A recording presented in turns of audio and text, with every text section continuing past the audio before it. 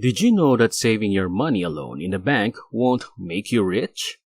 As a matter of fact, even with just a 2% inflation can eat your money up in a year. That is why you must learn to invest and not just save money. The wealthiest people on earth don't just let their money sit in the bank, but instead, they use it as an investment to make more money. Hey guys, this is Capital Finance. And in this video, we will talk about how you should save your money in modern times. Being excellent with money entails more than simply being able to make ends meet. There is no need to worry about becoming a math genius. Basic addition and subtraction are all you need to know. Money management is one of the most liberating abilities one can have. How you spend your money affects your credit score and the amount of debt you end up with. Money management problems like living paycheck to paycheck even though you make a lot of money can be hard to deal with. We now know that our personal finances can be improved without a raise in salary or help from a distant relative. Improved money management is sometimes all that is needed for many people to save money and attain financial objectives that appeared unattainable at first. If you are not in a decent financial position, you can always improve your situation since the means are right in front of your face.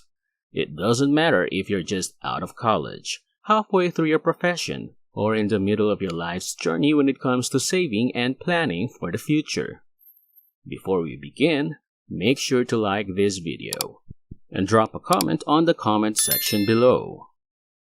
Making an estimate of your net worth isn't that tough to figure out. It's easy as a pie. Write down everything you own, from retirement funds to homes to vehicles to valuables to the worth of your bank accounts. A second list should include your mortgage, auto loan, school loan, personal loans, credit card debt, $100 you owe your friend, and any other types of debt you may be obligated to pay. Finally, deduct all of your liabilities from your total assets. The total is your net worth. If you add up all your assets, you might have a positive or negative net worth. Don't worry if your net worth is negative. It's pretty normal. Individuals who are early in their professions are more likely than others to have a low or negative net worth, especially if they have college loans, are first-time home buyers, or are just getting started with retirement savings. There is nothing to be ashamed of if you're in your 20s and have no money saved. I am not exaggerating when I say that it is perfectly okay to have no funds at this stage in your life.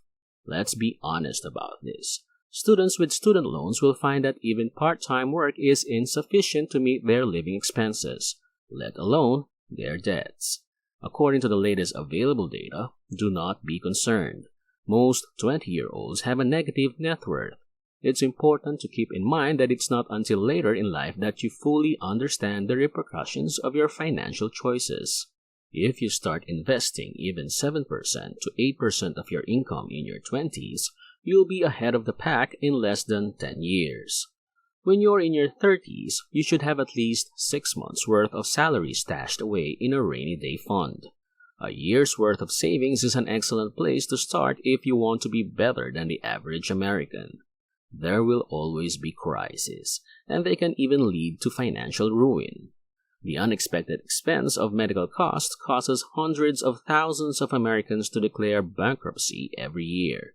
That's why it's vital to remain conscious. The Federal Reserve says that the average net worth of American households with children under the age of 35 was $76,300 in 2021. A tiny fraction of wealthy Americans manipulated the data, so the median comes in at $13,900, far lower than the actual cost of living. That is not a challenging goal to attain. This figure is so low because even though normal individuals may have assets such as a home and a car, their college loans, their mortgage, would overshadow them, as they do now. So don't worry.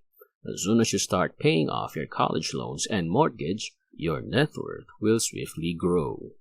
When you reach your 40s, you should ideally have saved at least 3 times your annual income. For example, if you make $90,000, your savings should be $270,000. Nevertheless, this is a challenging goal for most individuals who earn less than $90,000.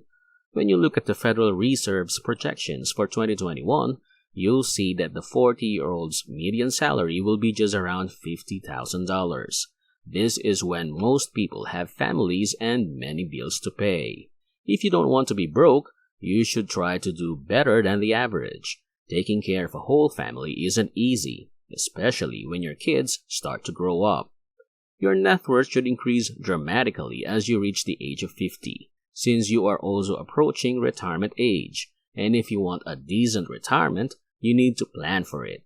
In the United States, the average wealth of a person 50 years old is $120,000 as of 2019. However, consider that this is the median, and the average is $720,000, which is significantly more.